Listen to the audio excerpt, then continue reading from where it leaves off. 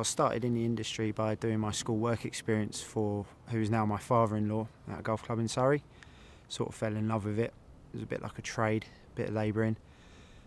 A job came up when I was 18 and left college. Applied for the job, got the job, and since then haven't really looked back.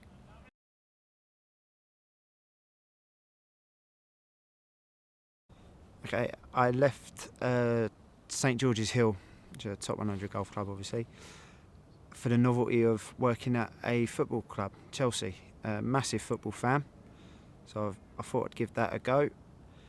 It was a very good experience. I did learn a little bit while I was there. I kind of learned enough just to get me through the job though.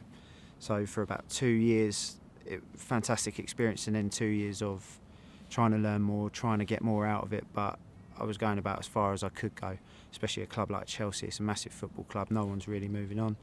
Progression, ambition sort of took the better of me, and then I thought the best thing to do was to go back to my first love, which was golf greenkeeping.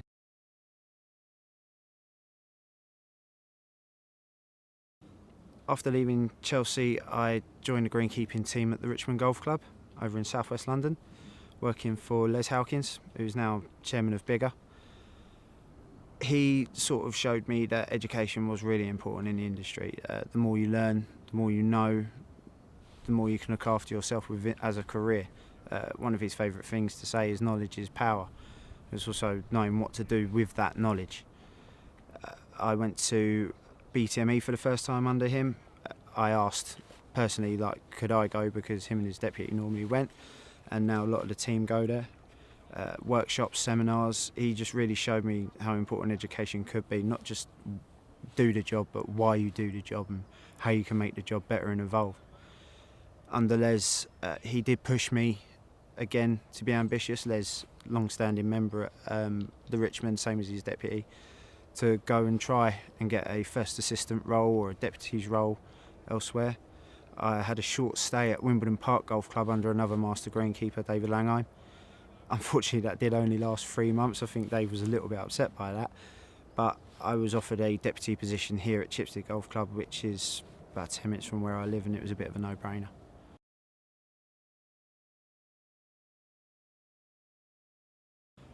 I started here in the June, and under a long-standing course manager who 4 months later decided it was time to leave, and I was basically handed the keys. It was a bit of a shock because, as I said, I've only been here about 4 months. There's not a lot of staff here. I'm myself plus 3 others, and there was a lot of work to do. The course had sort of fallen back in on times. It was a bit of a throwback to old standard greenkeeping. Not to say it was in a bad way, it would just need modernising more than anything. I did change things quite drastically in the way of there was a lot more aeration practices and greenkeeping practices. We started to make it more aesthetically pleasing, added stripes where there hadn't been stripes before, and just made it more eye-catching for green fees and members.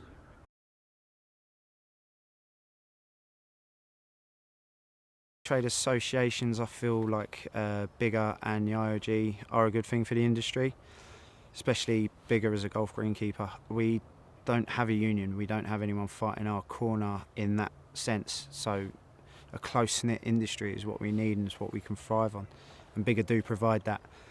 They add to the education opportunities for each section and each region. A lot of volunteers involved, especially the greenkeeping side of it. I myself sit on the sectional board and the regional board in the South Eastern Surrey. We are trying to battle our corner and trying to get our voice heard by all these golf clubs. I've stepped into a golf club myself which was very dominant on the course manager and wanted to show how things should be done their side. I stepped in and I showed how it should be done greenkeeper's point of view, and now I am in a position where I'm in touch with them a lot. I give them course reports monthly. I let them know what's happening. The members are happy. They let me get on with it, and we're seeing the results of that. I personally believe the trade associations could do more to outreach to the people who are on the fringes of the industry, the ones who aren't quite bigger members or want to be bigger members but aren't sure. They could reach out and see them. There is a lot of stress in the industry, but there's a lot of stress in a lot of industries. It's how we manage it that's more important. I would say that people generally need to get in touch with their RA. They need to ring the association. It's what they're there for. It's only a phone call. It's only an email. If you have got a problem, go to them. Even if you're not a member, go to them. See what advice they will give you. Being a member is a massive part of it. Having help from other people, your peers. Just a bit of social media use, and you get fantastic responses, and helps to any sort of situations.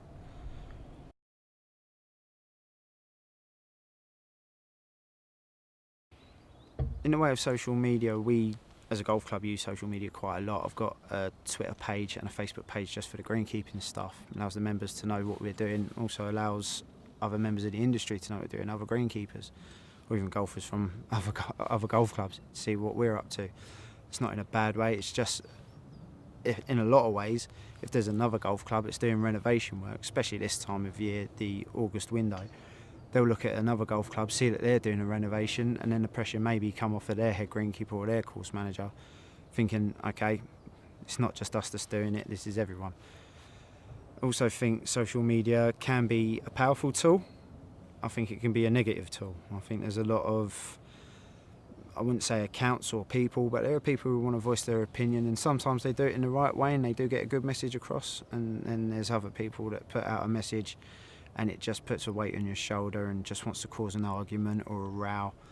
Even on the industry pages, if you like the bigger page, there are some topics on there that are absolutely fantastic. Learn a lot from them, a lot of education, and then there'll be a thread where people just want to have a go at each other and the egos come out. That is sort of dwindling down and coming away from that a little bit as time goes on. People are realising what they're doing, but on the whole, social media is a powerful tool, and if used correctly, one that you should definitely have in your locker.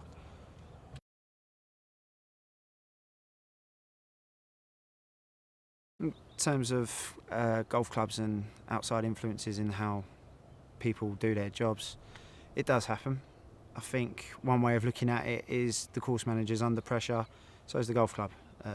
The club manager, club secretary, the director of golf will have pressure from members, from green fees, reports to do. They've got to answer as to why the golf club or the golf course looks it the way it does. But they do have to understand that the greenkeeper is the qualified person. They've employed that person to do that job. Let them get on with it is the easiest way of doing it. The greenkeeper has to have communication. You have to communicate with the person in front of you. You have to have a good working relationship. If you haven't got it, it's just a breakdown. If the members don't know what's going on or why you've done what you've done or why you're, more importantly, not doing what you're not doing, then unfortunately you just come out on a negative vibe. The important thing to do is to increase your reputation within the club as a professional, as someone who knows what they're doing and why they're doing it, and just get that message across to your own members.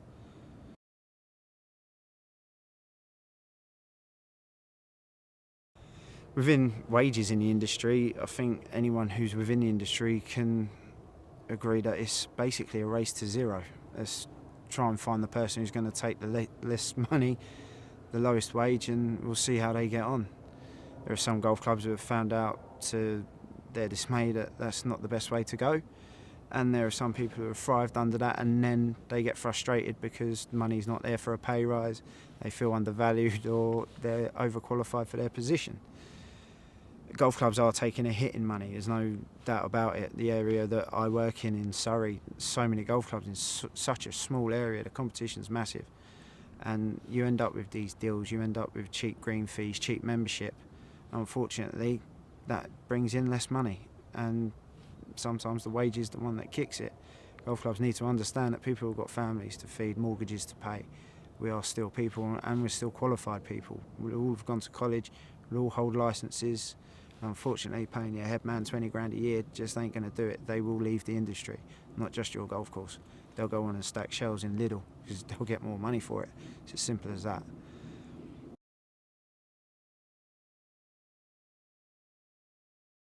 Way of the negative that comes from people leaving the industry. If your head man does leave, your deputy is going to have to step up, or you're advertising a job that people will hear about and people possibly won't want.